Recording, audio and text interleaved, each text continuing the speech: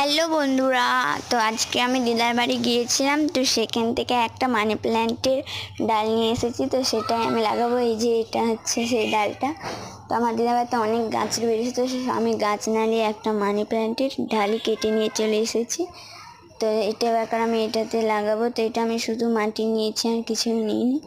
তো ডালটা লাগে কিনা সেটাই দেখা যাক, যদি না লাগে আমি দ্বিতীয়বার আবার এনে লাগাবো।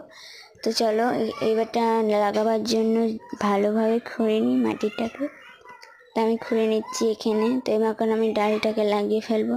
তো চলো ডালটা এবার লাগানো যাক। আর ভিডিওটা তোমাদের ভালো লাগলে অবশ্যই কিন্তু লাইক করতে ভুলবে না, আর আমার চ্যানেলটাকে সাবস্ক্রাইব করে নেবে।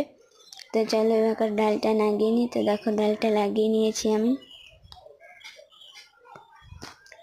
তো তোমরা দেখতে পাচ্ছ যে আমি এখানে ডালটা লাগিয়ে নিয়েছি।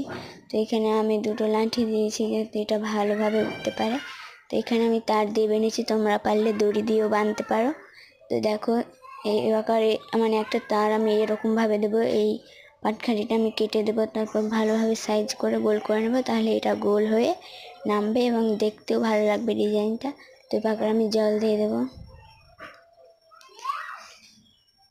আর এটা পরিচর্যা করার জন্য আর কি সার দেওয়া উচিত বা কী করা উচিত তোমরা জানলে অবশ্যই কমেন্টে জানাবে। তো আমি এখন জলটা দিয়ে দিচ্ছি। তো ভিডিওটা কেমন লাগলো অবশ্যই কমেন্টে জানাবে। তো আজকের মতো এখান পর্যন্তই আমার গাছ লাগানো। তো সবাই ভালো থেকো, বাই।